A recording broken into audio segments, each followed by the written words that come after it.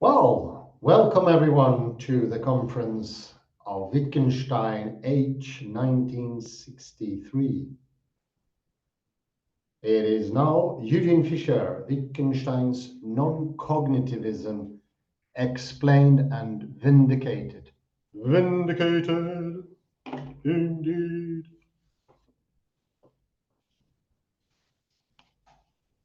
And last time we took a check into that when we say that we understand, it doesn't necessarily mean that there is a mental happening or act going on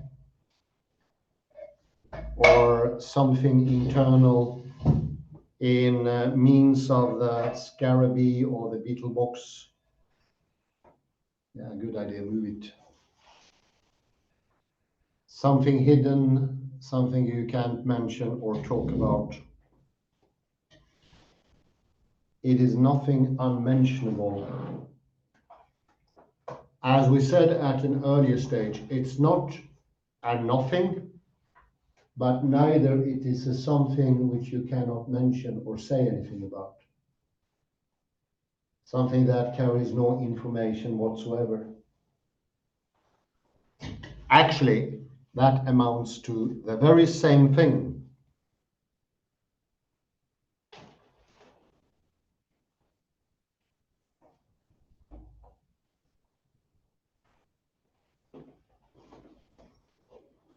You should see the word now I understand as now we can continue to do what we were doing, or I can continue to do what I was previously doing. No need to stop, and I'm in the good mood to do what I did before, repeating the number series, going further, putting a slab on the wall, managing a hotel in Turkey, whatever you prefer. Exactly what you're doing will be continued. It doesn't refer to a mental activity of unknown character, aka also known as the psyche, where you in mentalese sort of reflect the outside world. We come across a similar problem when it comes to perception, the stating of the idea that perception has a receiver that dwells on the inside. and, so, and sort of sees everything on the inside.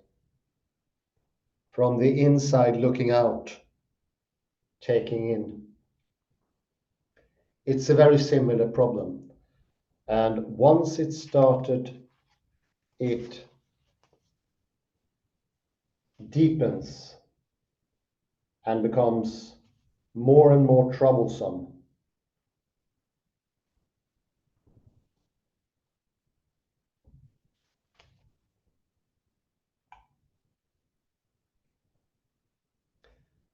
And there is no, at any singular moment, any need for an inner understanding.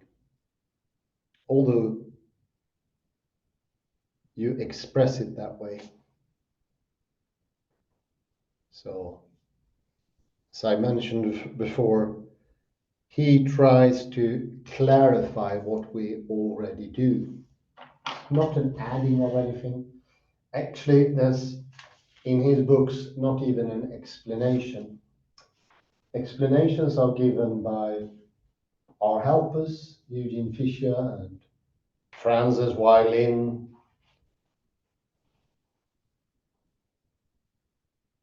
Paul Johnston, Joachim Schulte, and others.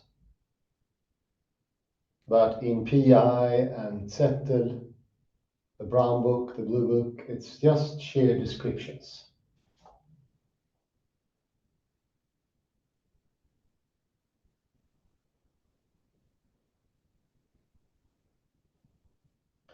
the mental event. It's a momentous event. What happens then? Well, not much. Or a lot. This is the place where all action takes place. All action, whatever happens, happens there. And this is reality. Not a transcendental Tegmarkian or Huey-Veresian beyondness, or the tremendous cave of Plato.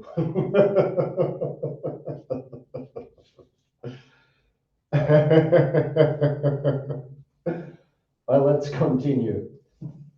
And now on the little strop of lines at the end of page 61.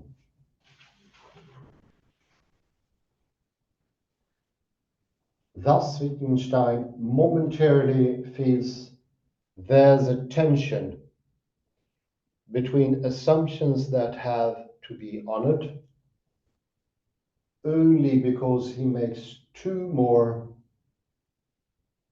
which he will swiftly correct. Moves, which he will swiftly correct, because he explicitly infers two from two, and implicitly interprets three as amounting to three. He has no warrant for either move. Either move.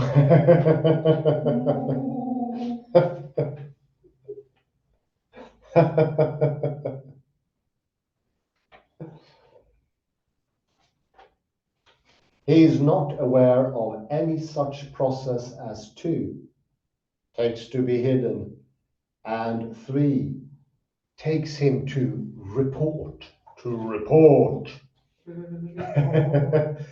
And he's not in possession of some more general grounds to support the tacit presupposition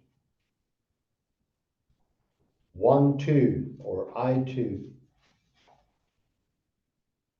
so as to turn his inadvertent leaps of thought into sound arguments.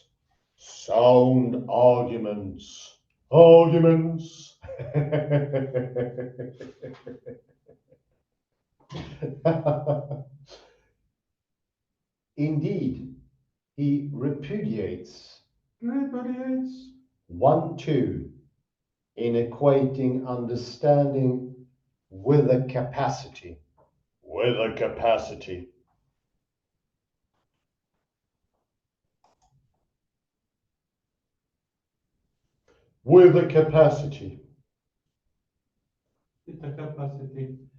So he has no warrant for his assumption 2, and none for regarding his other explicit assumption 3 as at odds with it.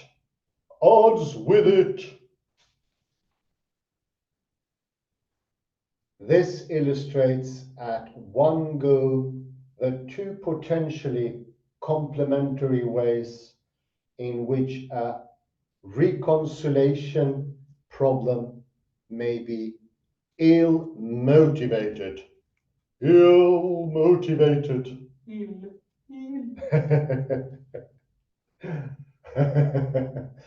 When raising the problem of reconciling different assumptions in the face of an apparent tension between them, we may lack warrant either for at least one of the assumptions to be reconciled, or for our impression of a tension between them, or, like Wittgenstein, for both. Welcome, Miriam. Sorry about the misunderstanding. No, it's quite fine. Nice to find you here. Keep on The going. same, more than welcome, dobrodošli.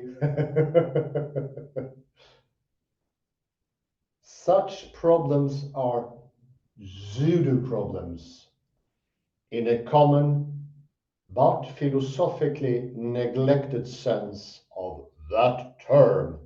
That term. In science and ordinary life alike. We commonly dismiss problems as pseudo problems in case we reject the pursuit as utterly pointless. Pointless. Utterly pointless. Thank you. Voilà.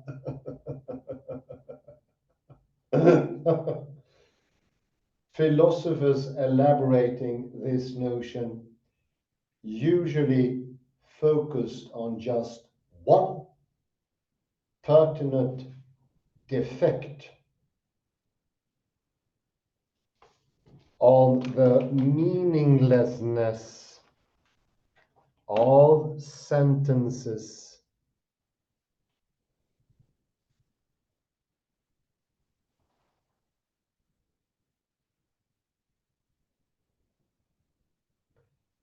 Purporting to articulate a problem.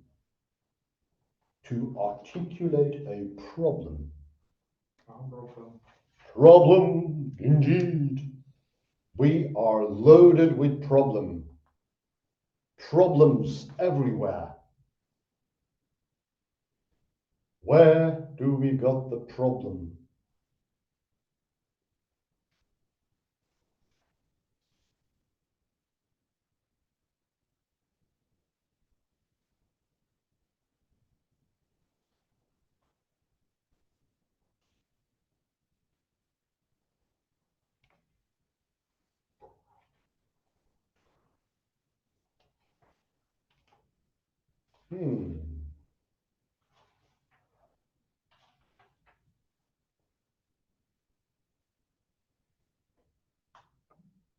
But not only lack of meaning, but also lack of warrant can deprive attempts to solve a given problem of all point.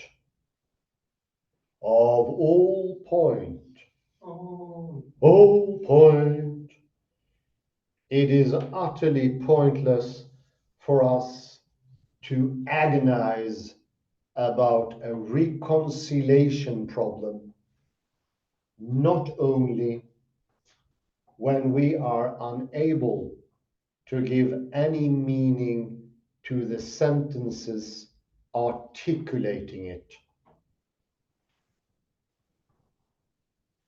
but also when we have no warrant whatsoever either for the assumptions to be reconciled or for the idea that there is some sort of tension between them. Tension between them.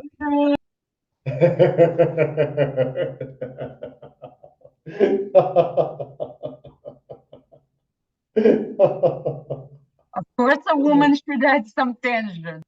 Yeah.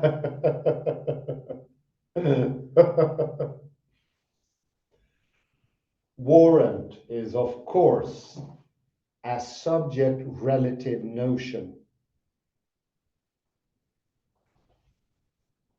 One thinker may be entitled to an assumption for which another has no warrant, and thus turn an ill-motivated into a legitimate reconciliation problem.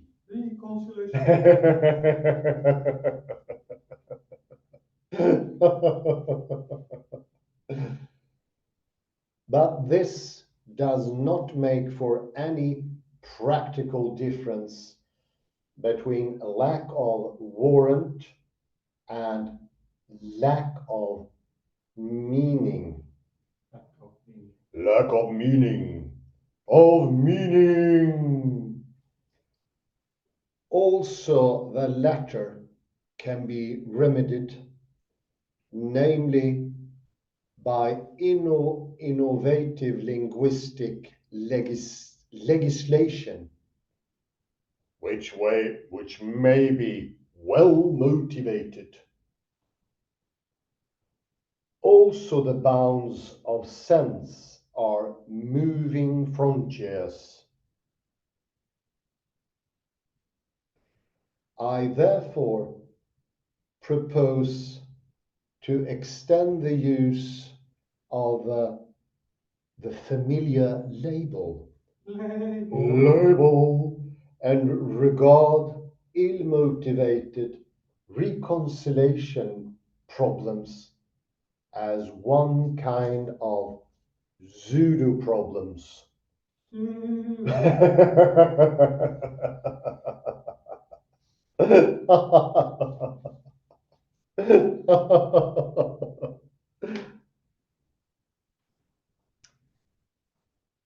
The present problem illustrates this extension and thereby shows that Wittgenstein does not only address pseudo problems in the traditional sense. The conflicting sentences 2 and 3 envisage a mental process which occurs if and only if a subject understands a number series.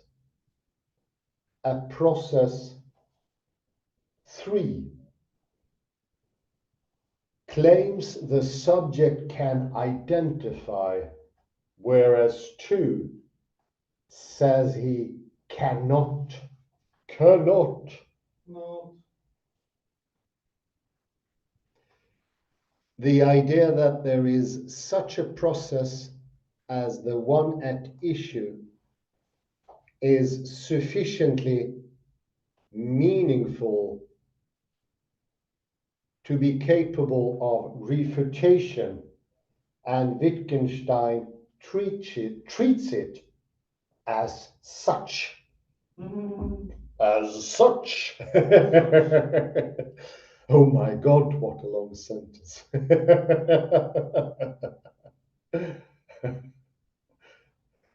We can consider, as Wittgenstein does in 151, the different processes we can grow aware of when coming to understand a number series and consider whether it is conceivable that the subject fails to understand when one of them occurs. End of sentence. Finally.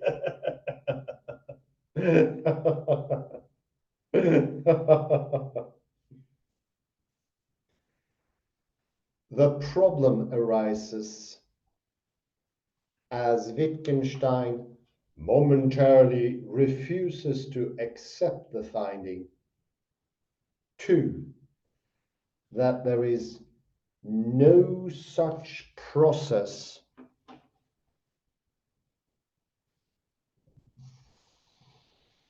by insisting that 2, there must be a another process he has not yet grown aware of. Not grown aware of. Aware.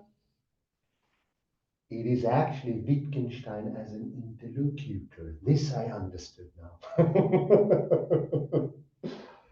This suggestion is not meaningless, but rather increasingly unwarranted, as he recalls more and more potentially pertinent processes and finds them not to fit the bill. Bill. They do not fit the bill. What does? Well, that is the question.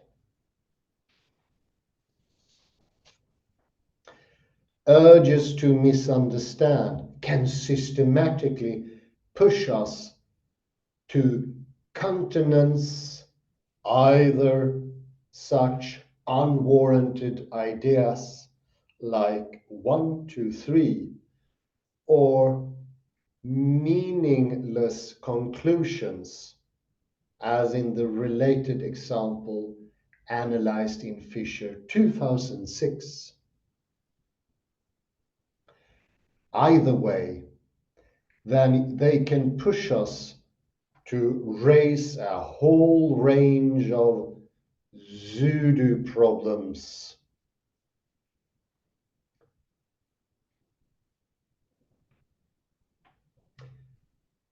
When in grip of such an urge, when in grip of such an urge,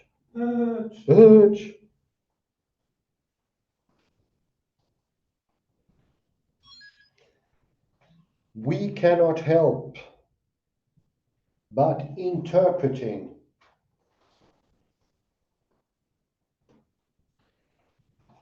in the light of tacit background assumptions we are not aware of relying upon. For example, in the light of various instances of schema.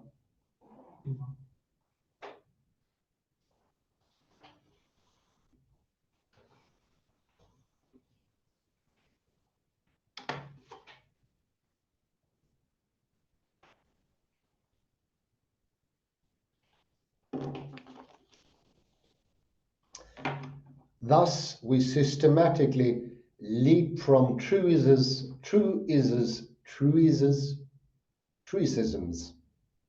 and trivial observations like 1 to 3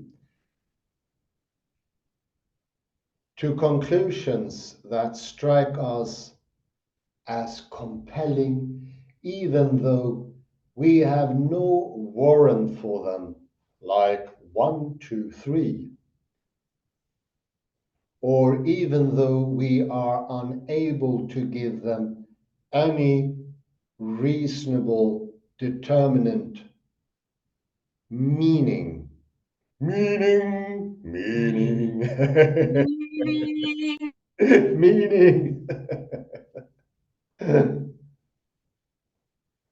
Many of these unwarranted or meaningless conclusions will appear to be at odds with incontestable facts or even with each other,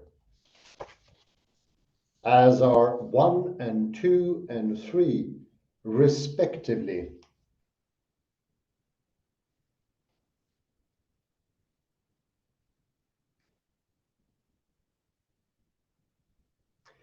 When we do not disown these ideas as quickly as Wittgenstein, this apparent conflict has us explicitly formulate reconciliation problems, namely questions of the form: how is it possible that P given that Q, where P and Q are the propositions we feel to be at odds.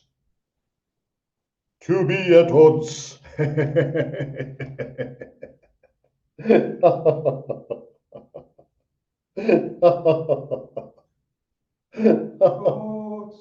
Odds, yeah. We may thus come to formulate a pseudo problem in two different ways, which reflect two different attitudes we may take up towards the ideas our leaps or thought lead us to. We may either explicitly maintain them as distinct conclusions, as Wittgenstein momentarily endorses too, or we may conflate the assumption from which we start out with the conclusion we leap to, that is, read the content of the conclusion, which remains implicit or unsaid into the formulation of the assumption. Assumption. Assumption.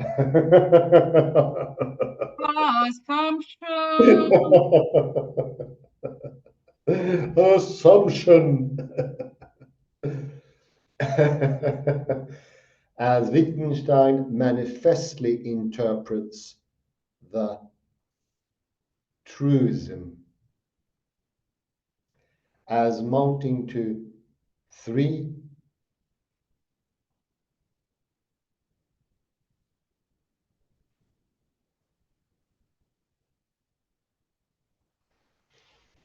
in both ways, we may come to formulate a pseudo problem. At least one of the assumptions, P and Q,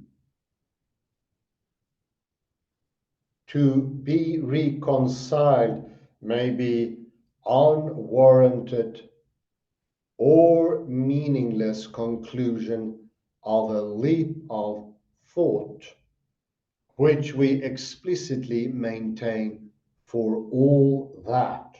For all that.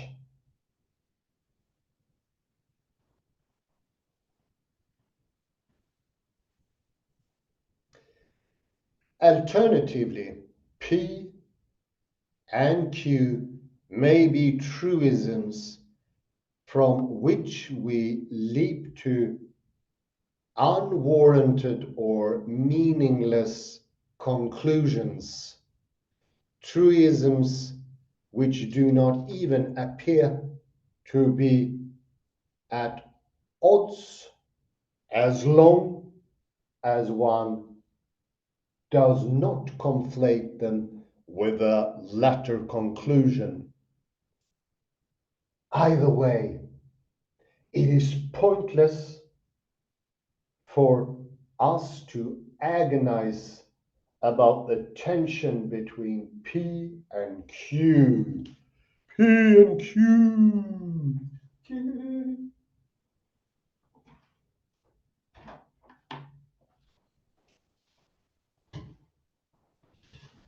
V addresses pseudo problems of this kind.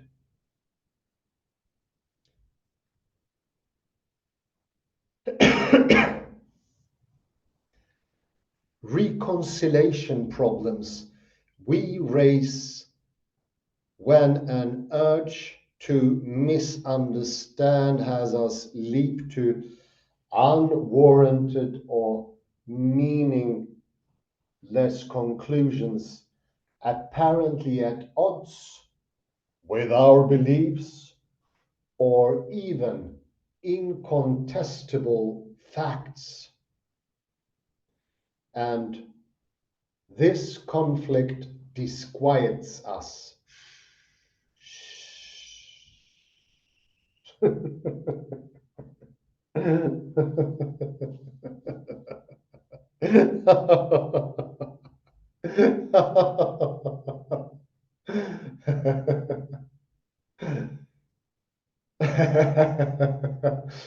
Well, indeed, what can I say? But this is not how it is. We say, yet this is how it must be. It must be.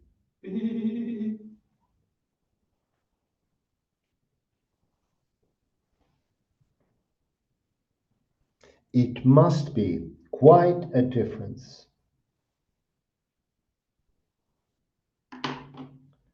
A whole world of difference.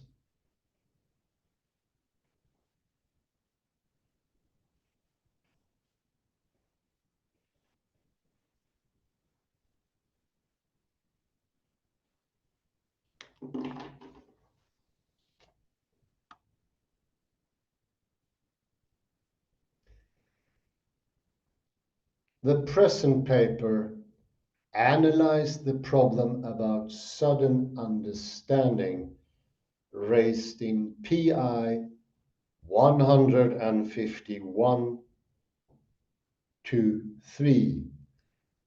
Other papers analyze the problems Wittgenstein addresses before and after, set out in sections 138 to 9 and 191 to 7. And the main problem of the big typescribes chapter on meaning,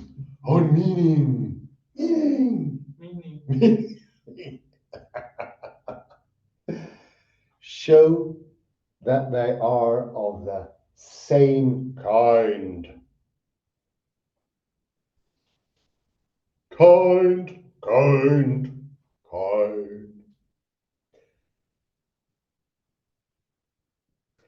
One piecemeal analysis of further problems can establish the precise extent to which the problems V addresses in his later writings are of this kind.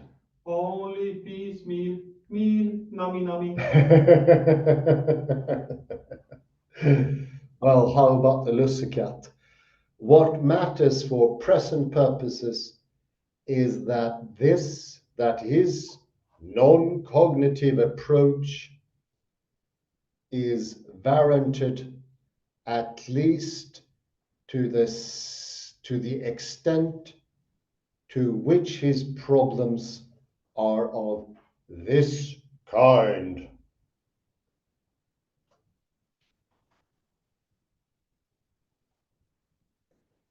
The approach makes perfect sense when applied to zero reconciliation problems which are 1, ill-motivated or otherwise pointless, and 2, formulated in the grip of urges to misunderstand.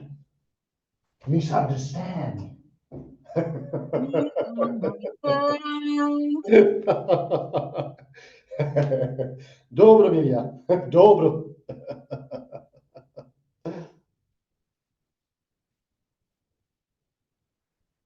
As we shall see,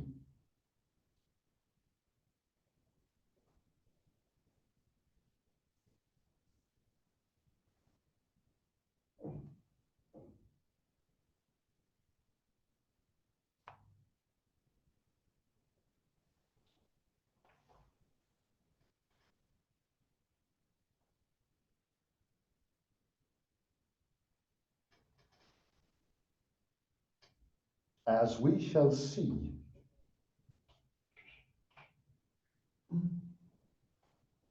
as we shall see, We shall see. as we shall see, as we shall now see, feature 1 licenses therapeutic aims, while feature 2 makes necessary his non-theoretical methods. Methods. 4. Wittgenstein's therapeutic turn. What a turn! Where does it turn to? I don't know. Do you know? We don't know. We are very curious indeed. We couldn't be any more curious.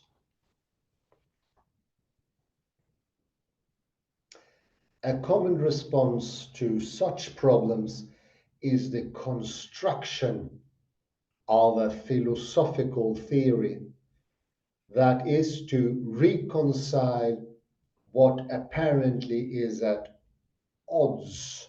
Oh,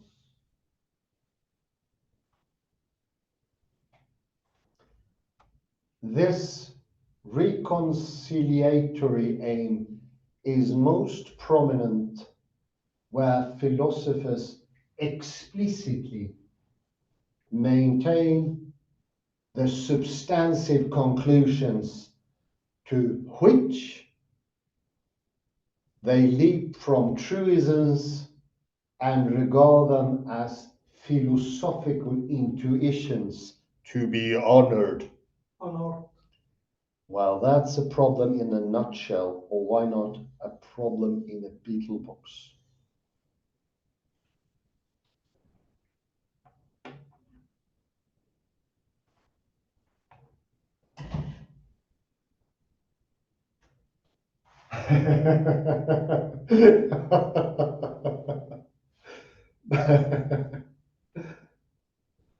Most philosophical intuitions that do not boil down to linguistic intuitions are likely to be of this kind. Boil. Ouch. Ouch. Hooch.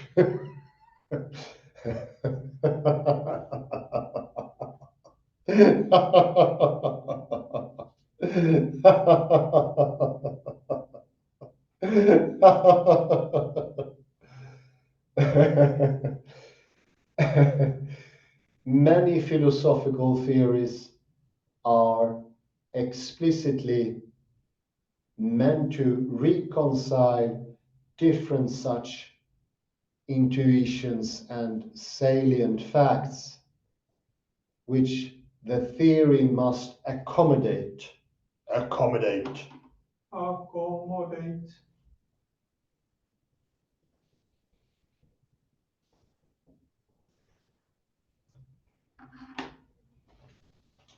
In the case of the problem of section 151 to 3, for instance,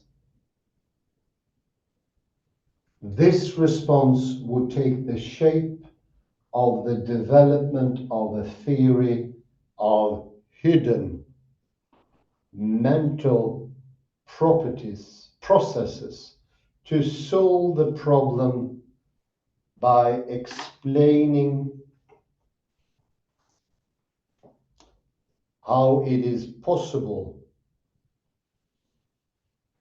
for subjects to report that they understand something, even though the process of understanding is hidden, absolutely hidden. Hidden.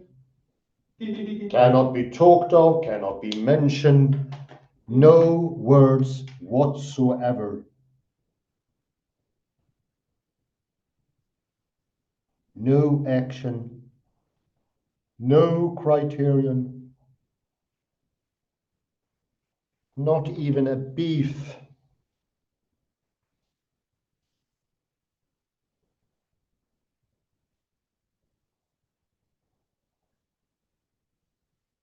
Wittgenstein's first decisive move towards an alternative approach is to suspend belief in his intuitions, to distance himself from them. But it must be like this is not a philosophical proposition.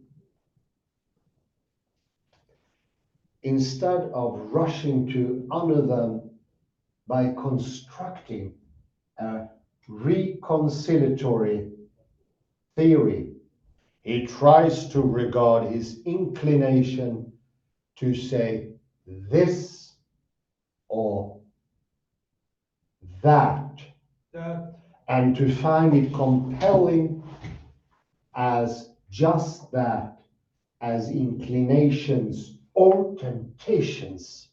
Temptations.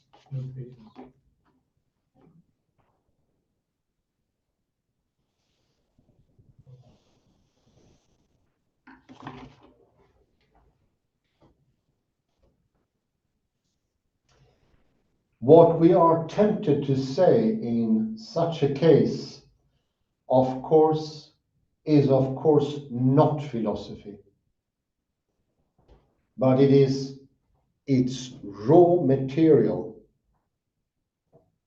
Thus, for example, what a mathematician is inclined to say about the objectivity and reality of mathematical facts, or a philosopher about processes of understanding, is not a philosophy of mathematics or language, but something for philosophical treatment.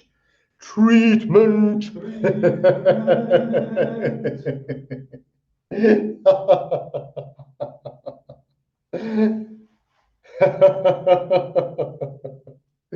Treatment.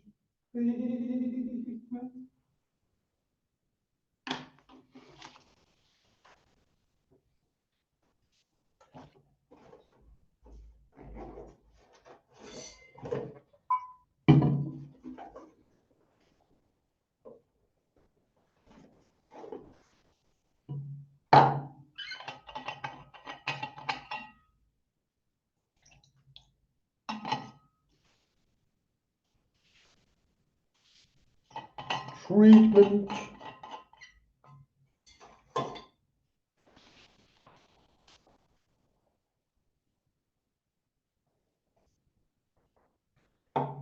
Prior to examination of the warrant for saying those things, it is a genuinely open question in which of two very different senses this raw material ought to be treated, whether it should be elaborated into a theory of the matter X, about which we are inclined to say this or that, or whether we should cure an urge to say things that are not even faintly sensible. Faintly sensible. This second commonly neglected possibility is explicitly adduced in the next sentence. In the next sentence.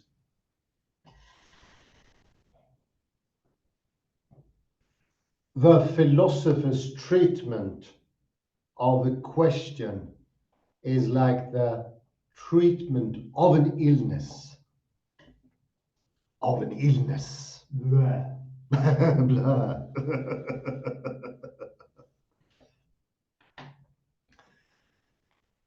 This detached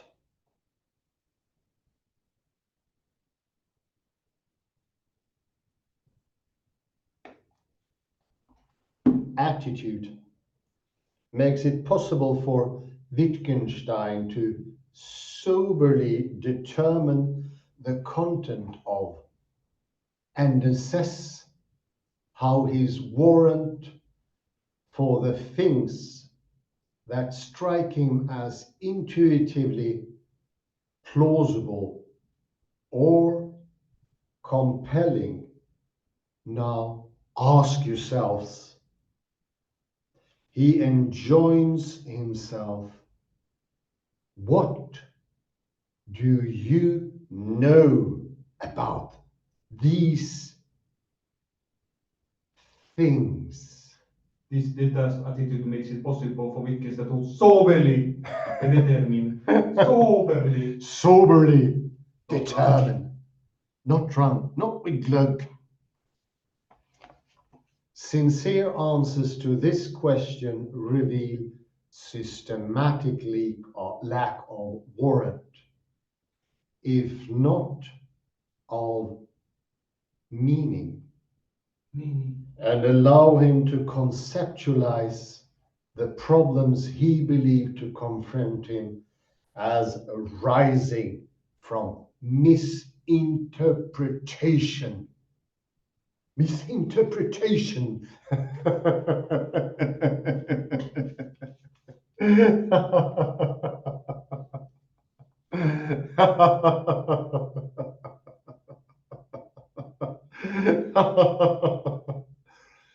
Thus, we have just seen how in sections 151 to 3,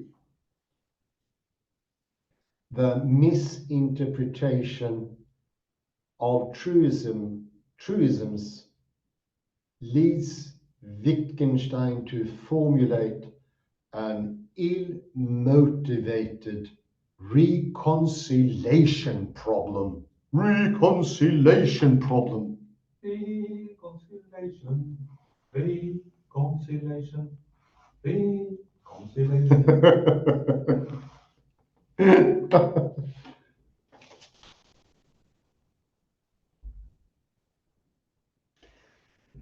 In response to such a pseudo problem, all we can reasonably seek to do is make us stop unreasonably worrying about it.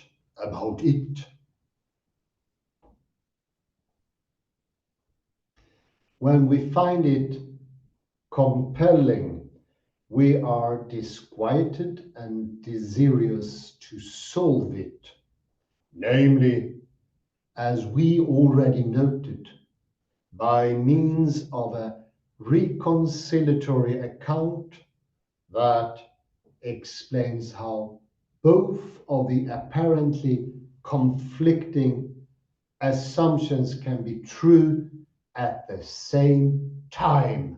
Hallelujah. Hallelujah for that. Indeed.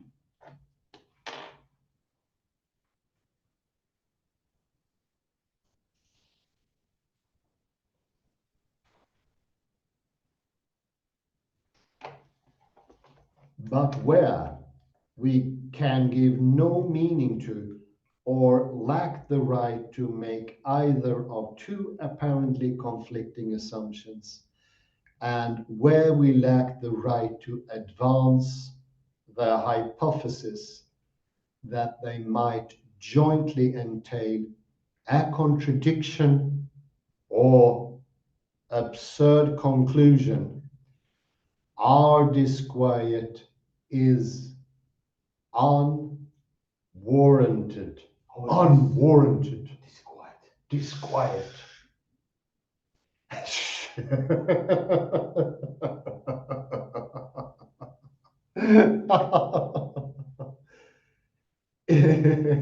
In such a case, there is also no need for an explanation of how both assumptions can be true at the same time. so that an account can solely devise to offer such an explanation will fail to have a point. To have a point. Point. Point, point, point. Where a reconciliation problem is meaningless or ill-motivated. We therefore ought to respond to it not with explanatory efforts, but we should try to liberate ourselves from what groundless feelings of intellectual disquiet we may have.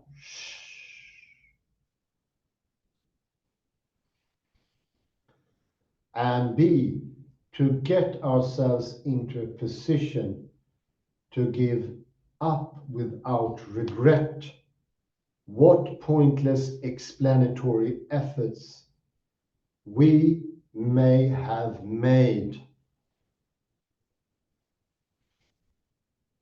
And with all these beautiful sentences, I will actually stop here. Odd stop. We may have made, page 64. May 1963. May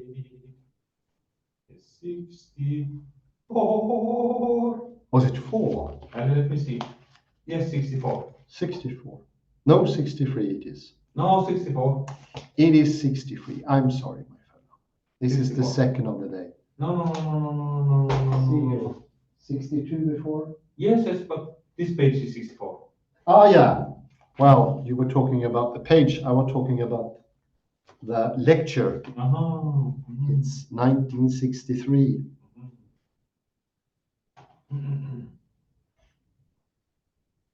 And we have 1454.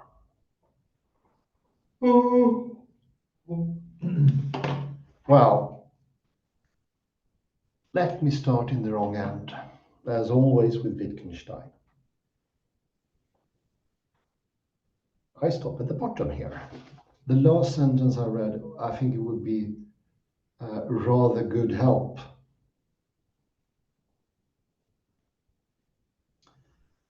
So from the worries we had, that disquiet, that lack of peace of mind, or whatever you call it, that we should liberate, or we could, I would say could. And we also will get us into a position to give up without regret what pointless explanatory efforts we may have made. So don't get stuck in the efforts you already made to explain, for instance, inner mentalese or intention as an origin. So as long as you're stuck with that, you never get out. Your own explanations will sort of bind you. The more explanations you give, starting from a mistake, if you want to explain why a certain person, let's call him X, was at the country house the 12th of May or something like that, the more you explained, the more in depth of problem you will get if he was never there. The problem is hidden by the explanations. This is why this takes a philosophical treatment. And it's very similar to a treatment of an illness.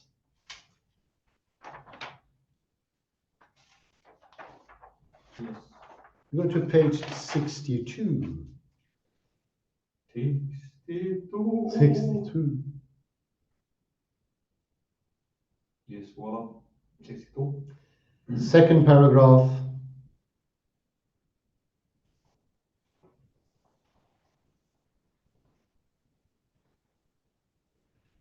So once the pseudo problem gets established. Such problems are pseudo problems in a common but philosophically neglected sense of that term. I think that's important. It is completely neglected. They are pseudo problems because were not problems from the beginning. They were never problems. Treating them like problems, for instance, give explanations to them or answers, will worsen the original deficit or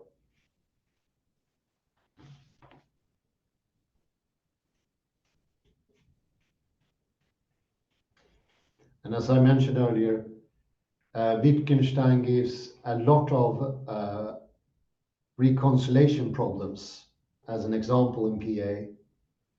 So first he has the unwarranted idea, and then he comes with reconciliations. He tried to solve his own problem, and he tries hard, which is very important. And for each time Wittgenstein tries, the more he fails. And by his failure, we come to the understanding.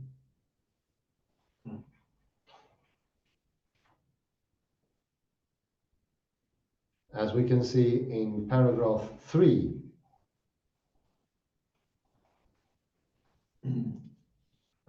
about 8 lines down, the problem arises,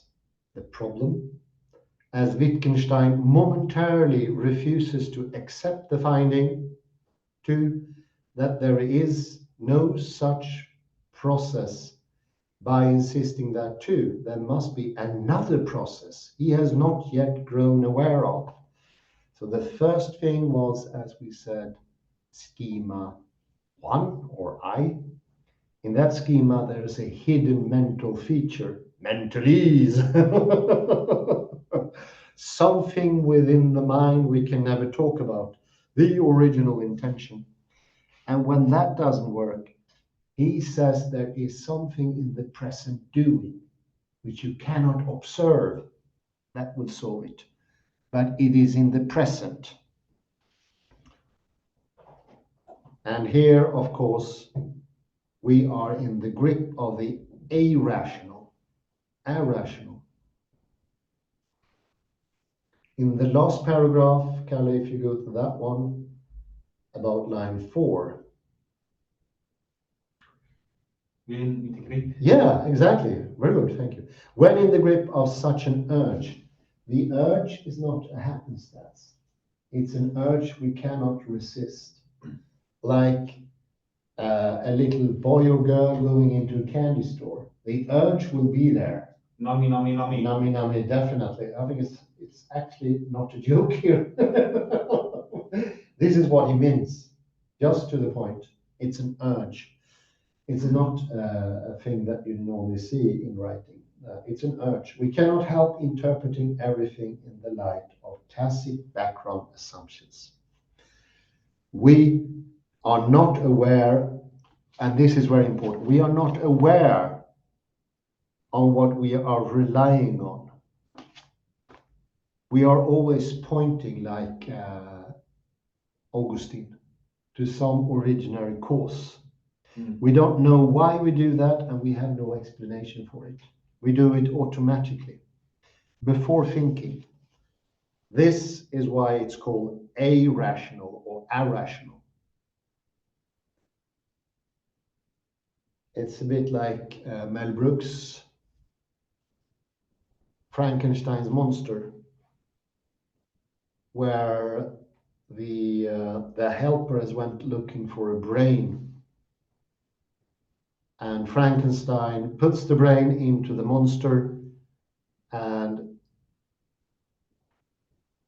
he asks him, this cannot be the correct brain because the monster doesn't work properly. He acts really irrational, weird.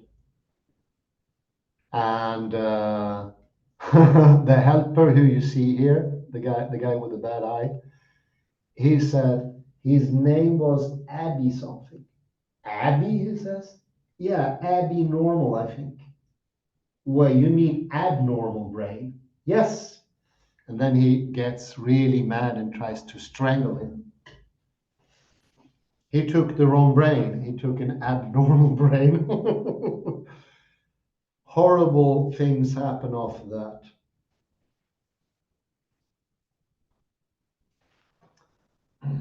The third paragraph on page 63.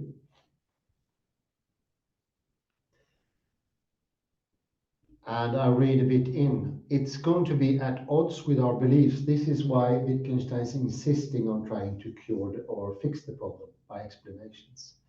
With our beliefs or even incontestable facts. And this conflict disquiets us.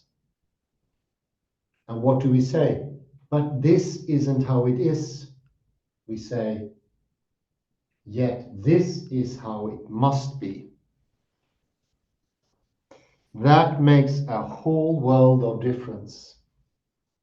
So we have an urge to misunderstand. So we say, must be this way. Our urge tells me this. I want a kilo of candy. Doesn't matter if I have bad teeth. I think it's actually something happened when I was young. Told my granny I needed more candy. So let's go to paragraph 4 here, or paragraph or subtitle 4. And now we go to Wittgenstein's therapeutic turn. Second line. The reconciliatory aim is most prominent where philosophers explicitly maintain the substantive conclusion to which they leap from truisms and regard them as philosophical intuitions to be honored. So our intuitions that we have a consciousness is very hard to get a grip on. We just say it's, that's how it is. We have some sort of inner mental ease, and it's disjunct from the world. All philosophers rely on that. Searle, Putnam, Brain in the that, the ideas of epistemology, where we think there is an inner understanding of the world that could be true or wrong, and so on and so on. And as we can see, maybe 10 lines down,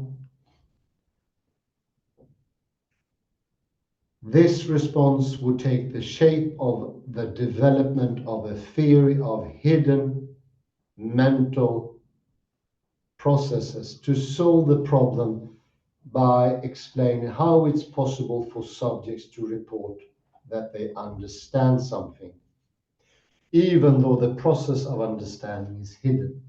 So when we talk about a mental happening, we have no explanation. There are no words, no action, no criterion, nothing. No, not even a stage setting.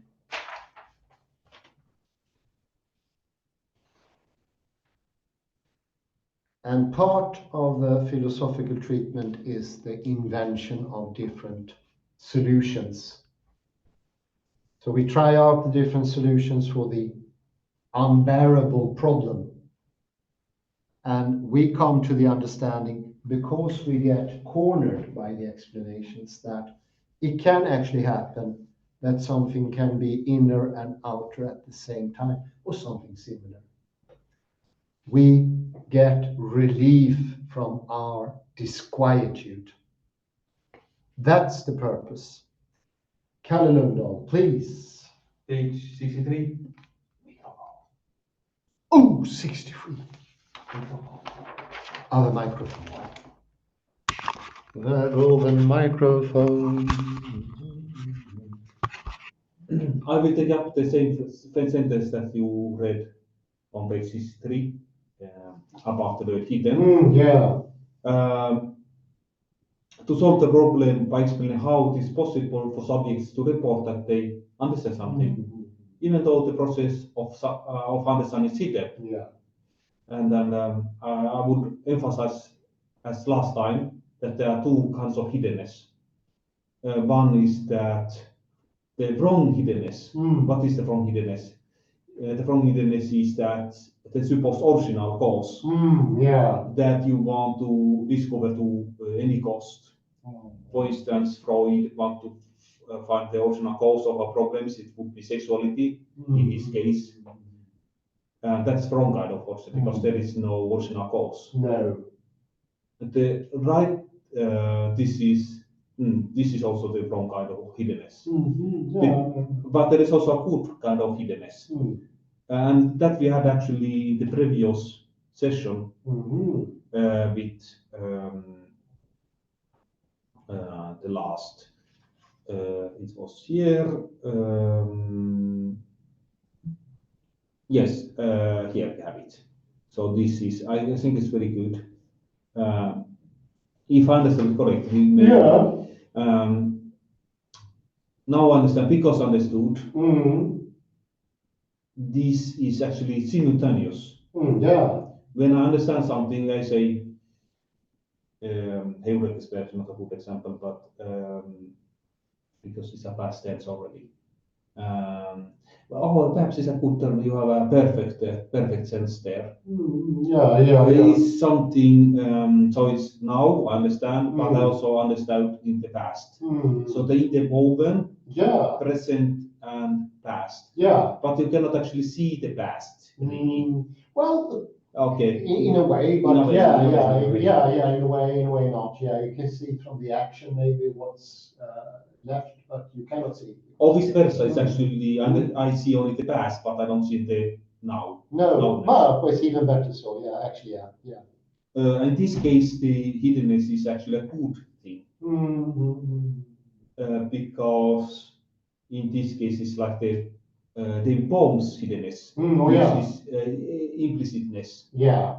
And it's for Bohm, the implicit knowledge is actually the greater thing than the explicit. Yeah, definitely. You can also compare to the number series that child. Imagine that child continues the series and it's +2, and he says, in the beginning, he says, I don't understand, and he goes 2, 6, 8, 10, 11, and you correct him. And then he goes 12, 14, 16, and then he says, now I understand.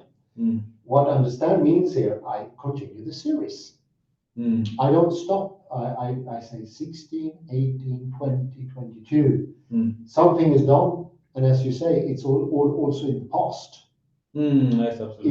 If we don't have the presence of the past, we won't understand a sentence, because only a little part, a little tiny part of the sentence is in the present. If you say, good morning to you, my dear friend, only friend is present at a certain instance. But you store it somehow, it's still there, and you understand it as one thing. So it's hidden in the past and in the future, but in a way it's not hidden. It's hidden and not hidden. Yeah. But this doesn't have anything to do really with causality. No. Or the sense of original. No, exactly. That you have a point here. So this is, now I understand, because this is hidden, it's in good sense. Yeah, of course. In good sense, because everything is simultaneous. In this sense. And you wouldn't say anything more. You stop there. You just say, I understand. I wouldn't say, what do you mean by understanding? I wouldn't say that. And let me go now to page 64. And so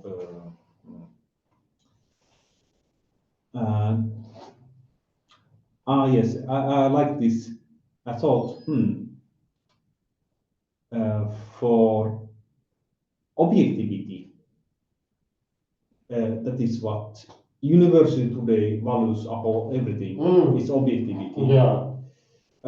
For Wittgenstein, it's about treatment. And I like that the treatment is ambiguous. It could be treatment in the sense of discussion, like wisdom discussion.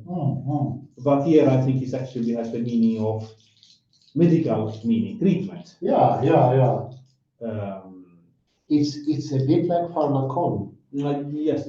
Because I notice people, some people they read PI, and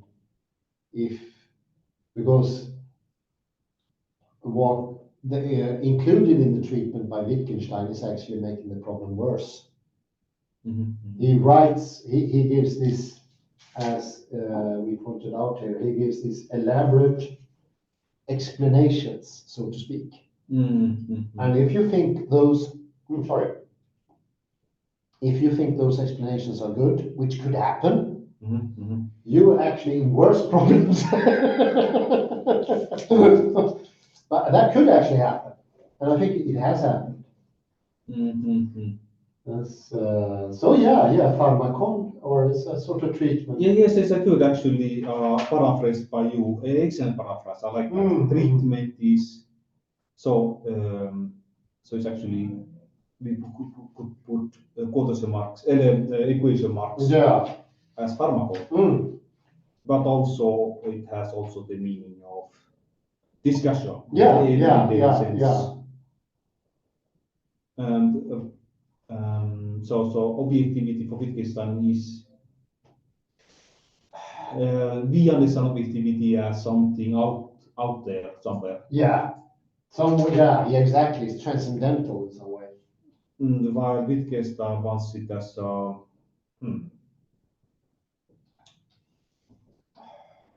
it's not that he.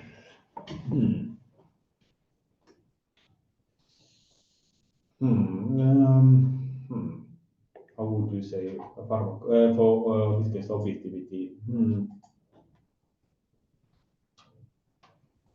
It could be it could go something bad because pharmacon is also poison. Oh yeah.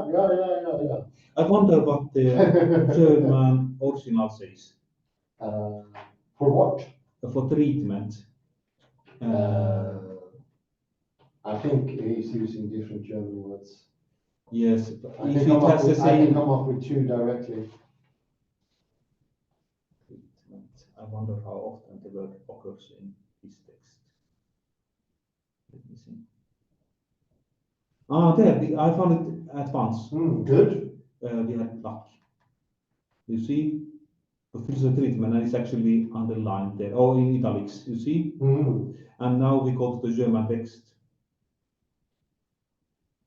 Behandeln hatte.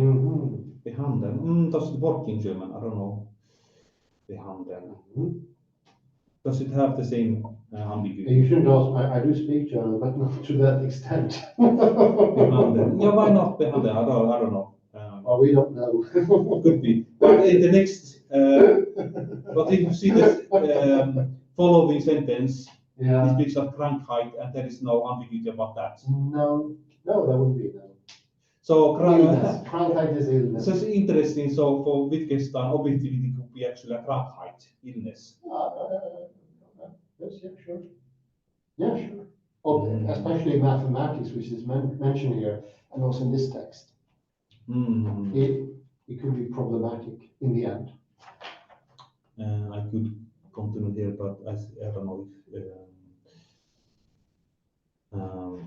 Perhaps I could say one more thing.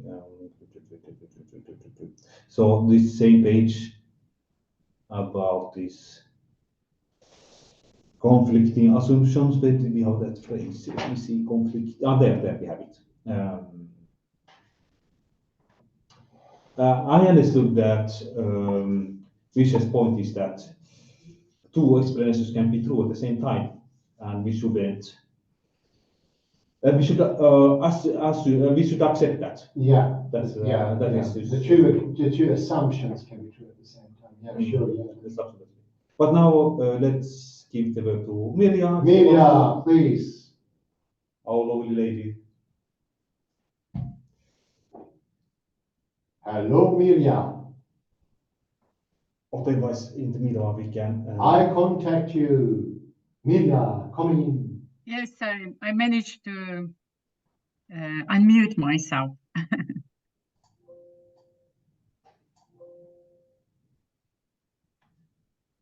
I want to tell you that I started being able to follow the thought already and to feel more comfortable, with listening and understanding. Even though, we just talked about this, understanding and I don't know how far I understand and the concept I create about Wittgenstein, because still I haven't read him in original. But you know, from what you've been talking here, I was thinking about this distinction between confirming what you have understood and understanding in general. And you know, I was thinking like, because in my culture, like Greek, Macedonian, whatsoever, in the South, where you have this inheritance, you know, it's a living tradition of inheritance from the antiquity, where people would, during the colloquial exchanges, would just like give confirmation to each other along the communication that they do understand what is being communicated. Znają. Yeah, thank you so much. I know that you know. You know, when I came in Scandinavia and when I tried to talk like that, people felt aggressively attacked by cultural concept about when you're confirming to a Scandinavian that you've been understanding the, you know, the transfer of the knowledge or the concept. So I was just like, I wanted to hear your input on this. Well, I can tell you, Mary, I was quite shocked when I went down to your neck of the woods, and I just heard that word so many often and varieties of it. And I said, how is it possible people know so much about everything and directly? It is quite different, yeah. It's quite different. But otherwise, I don't have anything else to say. It's just like, I want to tell you, I could follow you now. I started following. It's also a sketch in Fawlty Towers where the missus to the owner, she talks to a friend over the phone. And it's very common in British English as well. Instead of saying yes or I listen to you, say I know, I know. And in the end, the owner goes, if you know, why do you ask?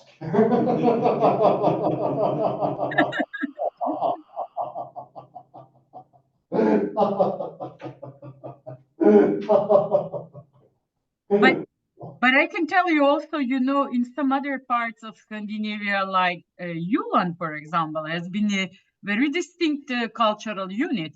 Like when you talk to Jutlandish person, they will constantly on the phone keep on repeating, so then, so then, so then. Okay, indeed. So it is like form of confirming that they do understand. They do understand, yes, good.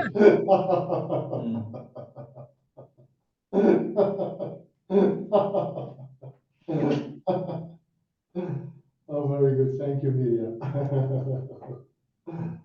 Let's remember the Jutlandish people.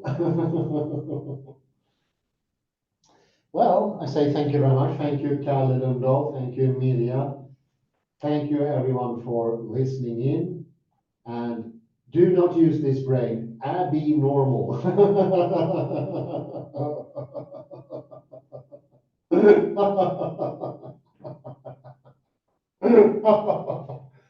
It's irrational and abnormal. Yeah. Have a very good morning, day, or afternoon, wherever you are. Bye bye for now.